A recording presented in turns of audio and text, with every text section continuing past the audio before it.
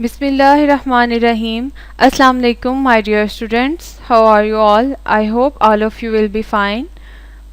We are going to start the next topic of chapter number 5, Physical State of Matter. The topic's name is diffusion. Diffusion के बारे में different concept आपने previous classes में भी सुने होंगे. Diffusion में मॉलिक्यूल्स हायर कंसंट्रेशन से लोअर कंसंट्रेशन की तरफ मूव करते हैं.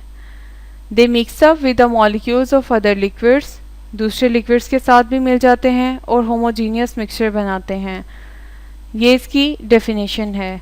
The movement of molecule from higher to lower concentration is called diffusion process. आप इसको थोड़ा सा मॉडिफाई कर सकते हैं प्रॉपर डेफिनेशन बनाने के लिए. यानी एक इंक को आपने ड्रॉपर की मदद से एक बीकर में डाला तो वो पूरी की पूरी इंक इस बीकर में फैल गई. नेक्स्ट हमारे पास आ जाते हैं फैक्टर्स. तो फैक्टर्स के अंदर इंटरमॉलिक्यूलर फोर्सेस हैं. Liquids have week intermolecular forces. Intermolecular forces diffuse faster than those having the strong intermolecular forces. Size of the molecule is the other point. अगर साइज बड़ा होगा तो मॉलिक्यूल्स जो है वो स्लोली डिफ्यूज़ करेंगे और अगर वो छोटा होगा तो मॉलिक्यूल्स तेज़ी से डिफ्यूज़ कर सकते हैं. Shapes of the molecules, regular shape molecule diffuse faster than irregular shape molecules क्योंकि वो स्लिप ओवर कर जाते हैं और ज़्यादा तेज़ी से मूव करते हैं. Temperature. Diffusion increases by increasing temperature. Temperature के बढ़ने से इंटरमॉलिक्यूलर फोर्सेस वीक हो जाती हैं और इंटरमॉलिक्यूलर फोर्सेस वीक हो जाने से डिफ्यूजन भी ज़्यादा तेज़ी से होगी. शॉर्ट क्वेश्चन के पॉइंट ऑफ व्यू से डिफ्यूजन की डेफिनेशन विद एग्जांपल क्वेश्चन आ सकता है. इसी तरह से इसके डिफरेंट फैक्टर्स के नाम या कोई से दो फैक्टर्स आपको शॉर्ट क्वेश्चन में पूछे जा सकते हैं. तमाम हाईलाइटेड लाइंस के एमसीक्यू बन सकते हैं कि अगर मॉलिक्यूल साइज में बड़े हैं तो क्या डिफ्यूजन तेज़ी से होगी और अगर इंटरमॉलिक्यूलर फोर्सेस स्ट्रॉन्ग हैं तो डिफ्यूजन पे क्या इफ़ेक्ट होगा. इस तरह के तमाम क्वेश्चंस एमसीक्यू टाइप हो सकते हैं. Density of liquid depends upon its mass per unit volume. Liquid की डेंसिटी उसके मास और वॉल्यूम पर डिपेंड करती है. लिक्विड्स ज़्यादा डेंसर होते हैं गैसेस से क्योंकि मॉलिक्यूल्स जो हैं वो क्लोजली स्पेस्ड या क्लोजली पैक्ड होते हैं. ये एमसीक्यू काफ़ी इम्पॉर्टेंट है और काफ़ी दफ़ा पूछा जाता है. Density of water is 1 while that of air is 0.001 ग्राम पर सेंटीमीटर क्यूब.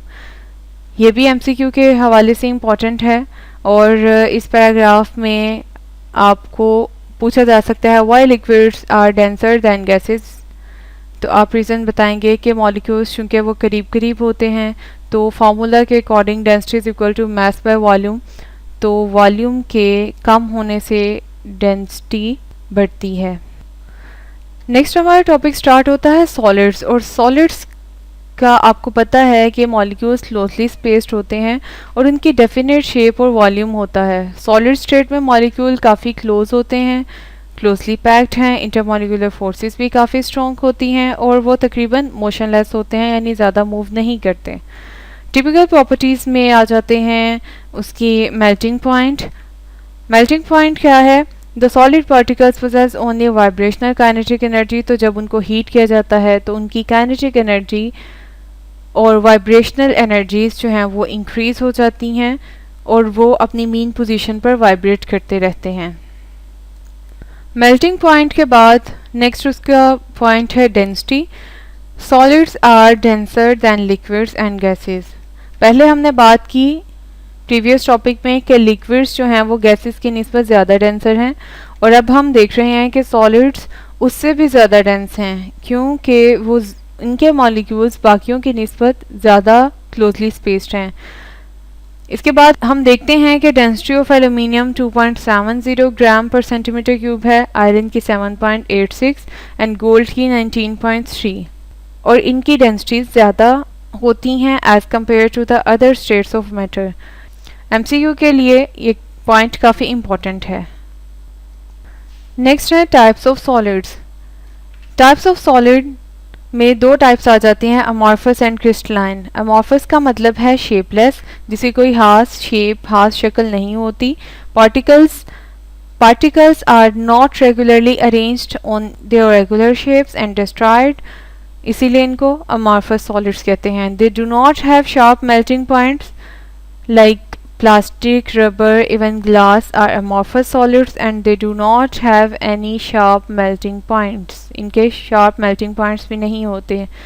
पॉइंट 1, 2, 3, 4 इस तरह से आप डिफरेंट पॉइंट्स बनाकर प्रॉपर हेडिंग के साथ इसको अटेम्प्ट करेंगे, क्योंकि लॉन्ग क्वेश्चन के पॉइंट ऑफ व्यू से ये टॉपिक काफ़ी इंपॉर्टेंट है। शॉर्ट क्वेश्चन में भी इन दोनों का डिफरेंस आ सकता है और तमाम हाईलाइटेड लाइंस इसमें MCQ बनती हैं। नेक्स्ट है crystalline solid, the solids in which particles are arranged in a definite three-dimensional pattern, इन्हें crystalline solid कहते हैं। They have definite surfaces or faces, इनकी खास शेप, खास सरफेस होती है। They have sharp melting point, इनके sharp melting point हैं। एग्जाम्पल ऑफ crystalline solid में हम डायमंड देखते हैं, सोडियम क्लोराइड, क्योंकि इनकी एक खास शेप है। नेक्स्ट एक और इम्पॉर्टेंट टॉपिक है इस चैप्टर का, वो है allotropy. The existence of an element in more than one forms in the same physical state is called allotropy. Same physical state में एग्जिस्ट करता है एलिमेंट, अगर एक से ज़्यादा उसकी डिफरेंट फॉर्म्स हैं लेकिन फिजिकल स्टेट सेम है तो इसको एलोट्रॉपी कहते हैं, लाइक ऑक्सीजन एंड ओजोन। इसी तरह से डिफरेंट अरेंजमेंट दो या दो से ज़्यादा एटम्स की, लाइक S8, तो ये एलोट्रॉपिक फॉर्म्स शो करता है। नेक्स्ट हम एग्जांपल देखते हैं टिन की।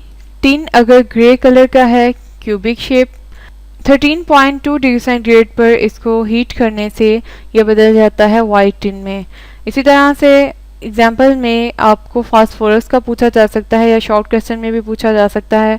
Phosphorus is very reactive, poisonous and waxy solid. It exist in tetratomic molecule, और रेड फॉस्फोरस कम रिएक्टिव है और वो नॉन पॉइजनस है और वो ब्रिटल पाउडर की फॉर्म में पाया जाता है।